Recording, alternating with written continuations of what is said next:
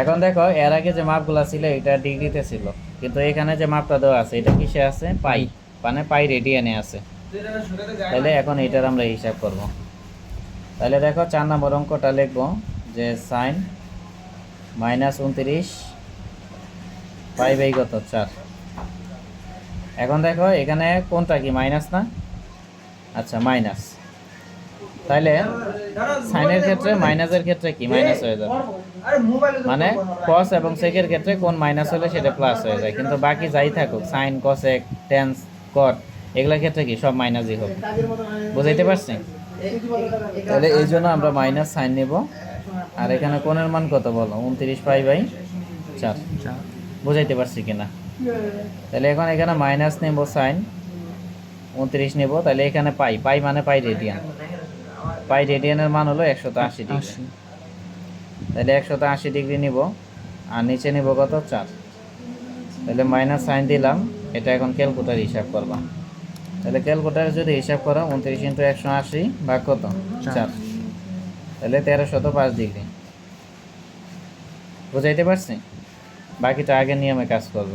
তাহলে আগের নিয়মে কি, এখানে 1305কে কি করব 90 দ্বারা ভাগ করব, তাহলে 1305 ডিগ্রি।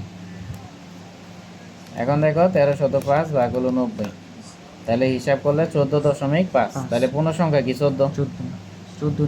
এখন নিয়ম হলো 14কে 90 দ্বারা গুণ করবা,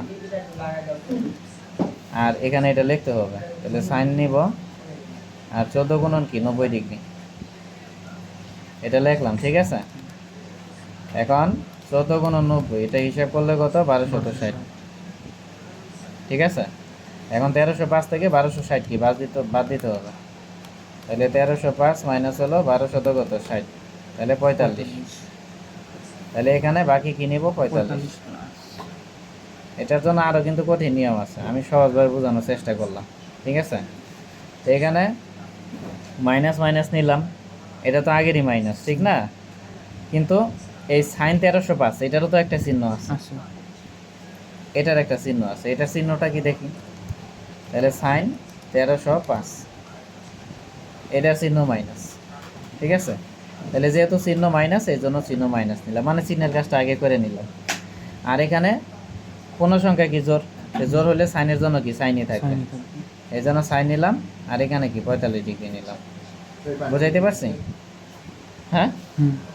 তাহলে এখন দেখো এই মাইনাসে মাইনাসে কি প্লাস, মাইনাসে মাইনাসে প্লাস, আর এখানে সাইন 45। সাইন 45-এর মান কত? √2/2। √2/2 মানে 1/√2, মানে √2/2 যদি থাকে এটা 1/√2 ধরবা। কারণ কি, কারণ নিচে যে 2 আছে এটাকে ভাঙলে দুইটা √2 পাওয়া যাবে। তাহলে উপরে একটা √2 নিচের একটা √2 কাটা, তাহলে নিচের √2 থাকে কয়টা? একটা, আর উপরে 1, এই জন্য 1/√2।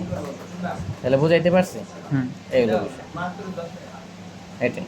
আর এখানে মাইনাস মাইনাস থাকলো, সেক 60 ডিগ্রি মান কিন্তু 2 হয়। সেক 60 ডিগ্রি মান কত হয়? 2 হয়। কেমনে?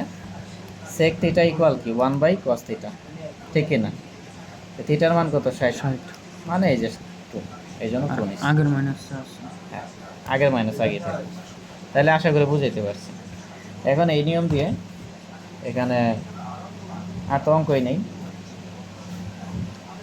একটা তো করাই দিলাম, আরেকটা আছে, এটা ট্রাই করবো। ওকে, তাহলে এখান থেকে একটা আসবে, এটা কনফার্ম। তাহলে এটা হলো, তাহলে আমাদের এই অধ্যায় শেষ। আমি